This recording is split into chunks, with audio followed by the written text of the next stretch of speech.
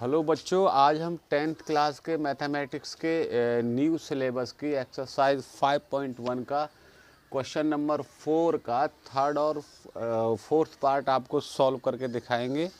तो देखिए क्या है ये question number 4। Which of the following are APs if they form an AP, find the common difference d and write 3 more terms.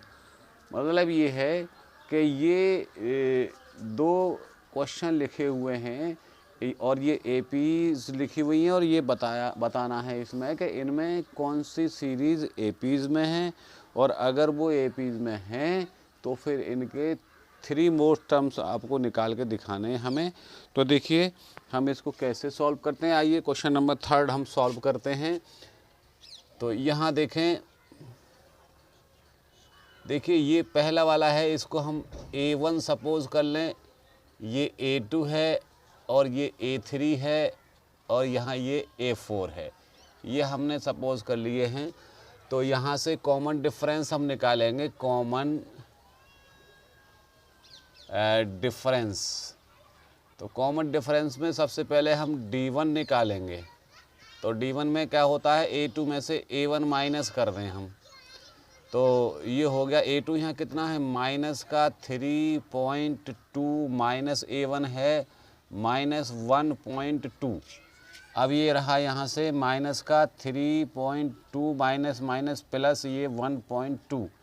अब 3.2 minus का है, ये प्लस का है, तो जब यहाँ हम माइनस करेंगे तो माइनस करने के बाद में माइनस का 2 बच जाएगा यहाँ।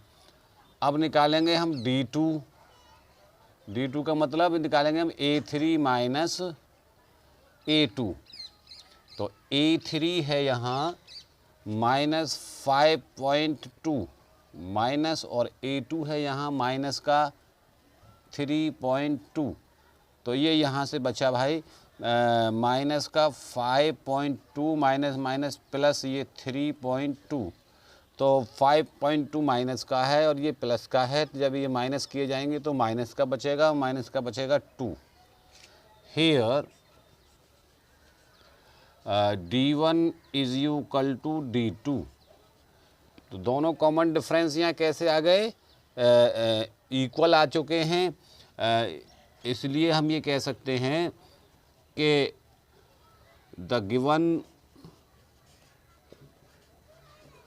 Series is in AP। अब हमें इसके 3 मोर टर्म्स निकालने हैं। तो देखिए हमारे पास यहाँ तक मौजूद हैं। अब हम निकालेंगे A5। तो A5 होता है, यहाँ से हम जानते हैं, कल हमने बताया था आपको, A + 4D हो गया। तो यहाँ A की वैल्यू कितनी है, फर्स्ट टर्म है इसका -1.2 -1.2 + 4, और कॉमन डिफरेंस निकल के आया इसका -2। तो इसे हम सॉल्व करेंगे तो देखिए माइनस का 1.2 प्लस माइनस माइनस ये हो गया प्लस, और ये हो गया 4 2 जा plus minus plus minus minus 4 2 जा 8 माइनस का। अब इसको हम दोनों माइनस करें तो प्लस करेंगे तो ये आ गया माइनस का 9.2 आ गया। देखिए अब इससे अगला टर्म निकालेंगे हम। अगला टर्म है A6।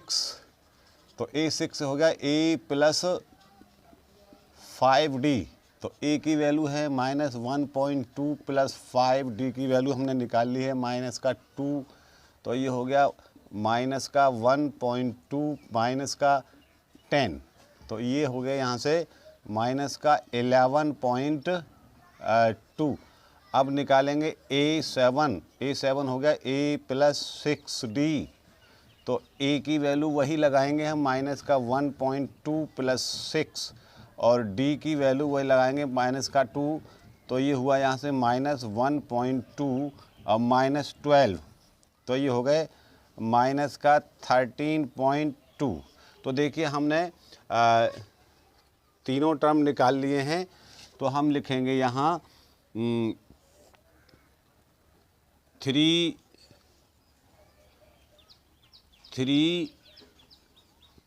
more terms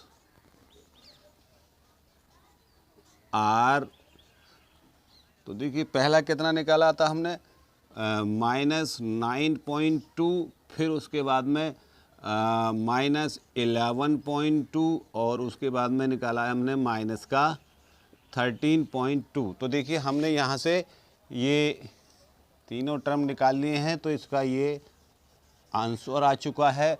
similarly we can find, तो यहाँ देखिए A1 है, ये A2 है, A3 है और A4 है। तो यहाँ से D1 निकालेंगे हम, common difference D1 is equal to A2 minus A1, यानी A2 minus A1 is equal to, A2 है हमारा -6 और माइनस A1 है -10। तो ये कितना हो गया यहाँ से माइनस का 6 और प्लस 10। अब यहाँ देखिए 10 में 6 गए तो कितने बचे, 4 बचे। अब आगे निकालेंगे हम D2 है, निकालते हैं हम A3 माइनस A2। तो A3 यहाँ कितना है, माइनस का 2 माइनस A2 है माइनस का 6, तो यहाँ से हुआ -2 प्लस 6, तो यहाँ बचा 4। तो देखिए यहाँ पर D1 is equal to D2 हो चुका है, तो hence it is an AP। तो अब ये AP में है, तो इसके 3 टर्म्स निकालने हैं। नाउ 3 मोर टर्म्स, तो इसके बाद क्या आएगा, A5 क्या हो गया, A प्लस 4D।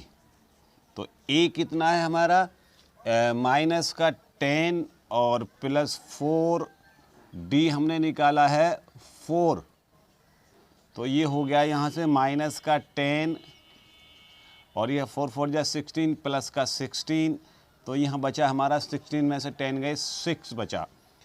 अब निकालेंगे A6 होता है A प्लस 5D।